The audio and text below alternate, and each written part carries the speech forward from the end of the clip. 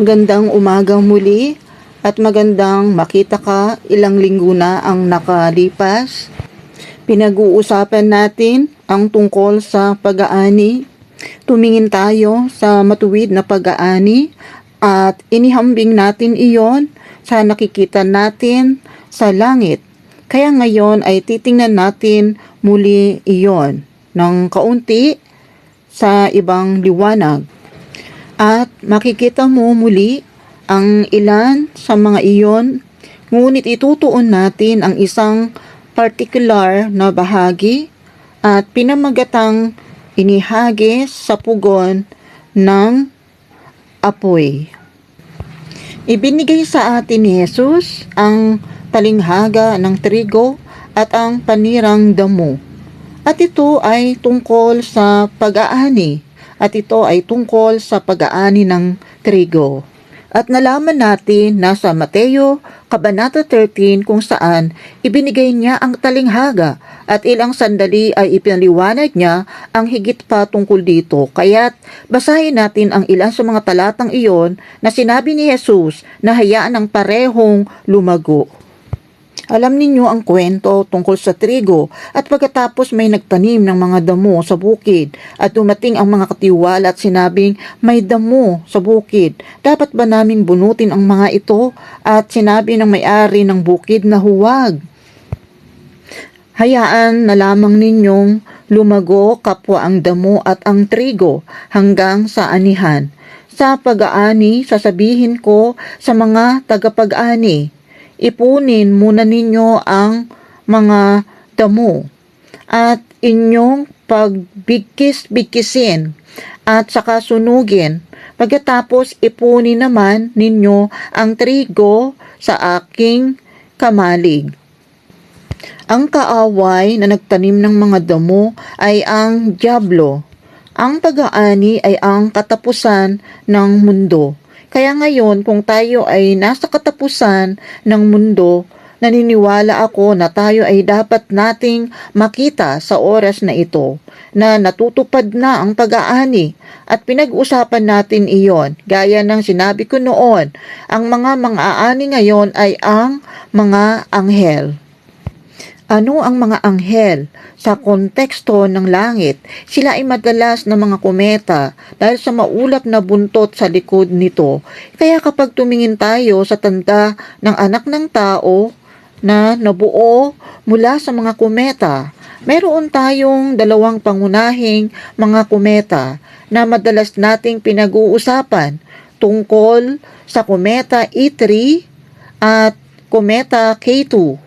At pagkatapos ay mayroong karagdagang kometa na may kaugnayan sa mga tuntunin ng pag-aani.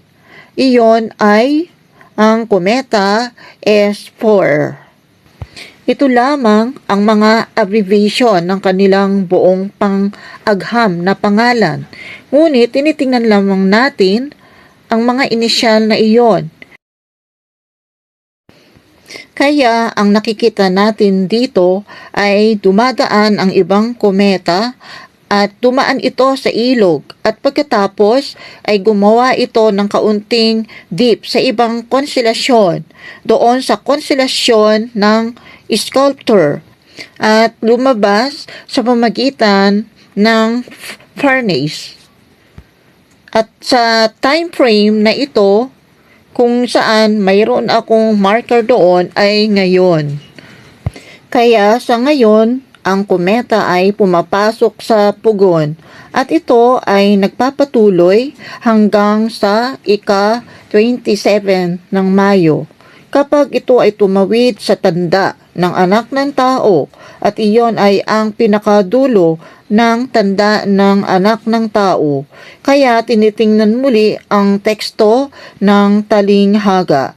Sinabi ni Jesus kung paanong ang mga damo ay natipon at sinunog sa apoy, ay gayon din ang mangyayari sa katapusan ng mundong ito. World. Kaya the ang mga tares damo are gathered ay natipon and at nasunog burned sa in the apoy fire. And at we see nakikita that natin na sa horno ng panahong of ito. this time. Kaya So that connects this nauugnay time sa oras with sa this bahaging part ito of ng the talinghaga ng pag-aani. Ang The Son of anak ng Man tao shall ay send forth his magpapadala angels, ng kanyang mga comets, anghel and ng mga they shall kometa gather at sila ay out of his magtitipon kingdom sa all labas ng things kanyang that kaharian offend. ng lahat ng So bagay again, na saktan burning muli the ang pagsusunog tares ng mga damo at ang mga and gumagawa them ng which kasamaan. do iniquity. Of Siyempre, course, ang nakikita natin sa what we see in langit the heavens ay are ang mga simbolo ng symbols, mga anghel, the angels, ng the mga comets, kometa. At sa and in katotohanan reality, ay we mayroon have tayong mga tao, the ang people, masasama the wicked, at matuwid, and the righteous, at itatapon sila sa and isang shall cast pugon ng them apoy. into a furnace of Kaya ito, fire. So it partikular specifically na mentions a binanggit furnace ang of isang pugon fire. ng And there shall be apoy wailing at magkakaroon and ng gnashing panaghoy of teeth. at pagngangalit ng So, mga ngipin. here again, Kaya we have narito this muli tayo time ay of may the ganitong furnace. oras ng If pugon. you look At kung closely titingnan at mong that, mabuti iyon, you will ay see makikita that mo na ito ay it's talagang isang actually chemical a na chemical pugon. furnace.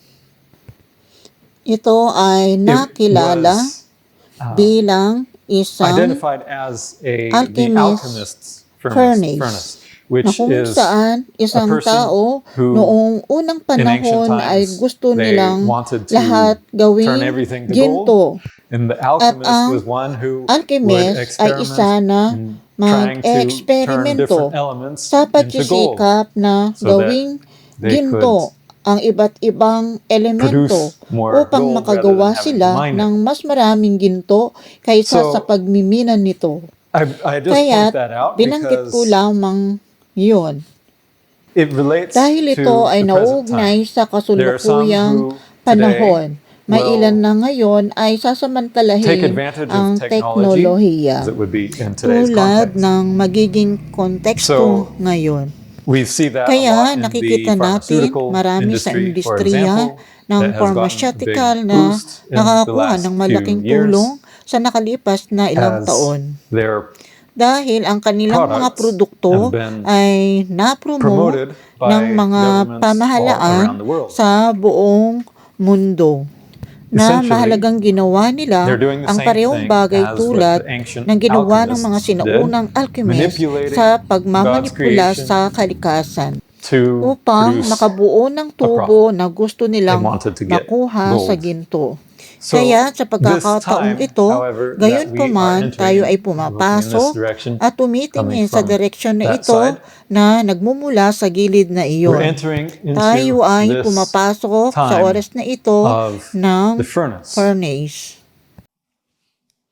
What exactly Anong does that mean? eksaktong kahulugan nito Well, na we have meron some tayong hints, mga like I pahiwatig mentioned. tulad ng nabanggit It ko could na be ito ay related maaaring to naugnay sa higit more pang mga pharmaceutical concoctions concoctions being pushed na on the itinulak sa population. populasyon That is a very na isang likely napakamalamang na But posibilidad. in general, when we're Ngunit sa put pangkalahatan, into a kapag furnace, inilagay tayo sa that isang is pugon na isang a symbol simbolo para sa affliction, paghihirap, for para sa trials, mga pagsubok, for difficult sa mga pangyayaring circumstances, kapighatian.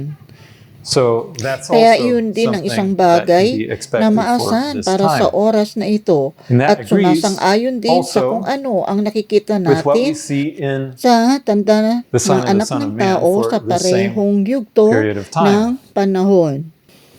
Na Looking tumitingin at sa the talata harvest sa passage in pag-aani sa Revelation chapter Apokalipsis 14. Sa huli In the ay end, it pinag-usapan talks nito about, at ang "And the anghel ay angel thrust in tinusok his ang sickle kanyang karit into sa the lupa earth and gathered at the tinipon vine ang of puno ng the earth." ubas So ng talking about lupa the na grapes, pinag-usapan the tungkol wicked, sa mga ubas representing na the wicked, kumakatawan sa mga and masasama. cast it At into the itinapon great ito sa malaking winepress of the pisaan ng wrath of alak God. ng puot ng And we Diyos see that at nakita winepress natin ang illustrated pisaan ng alak na iyon ay in the inilarawan horologium. sa horologyo. At And ang the advances pagunlad in ng technology, teknolohiya, especially lalo na ang biotechnology, and manipulate it at manipulahin ito upang to produce makabuo ng gold ginto or o profits. kita.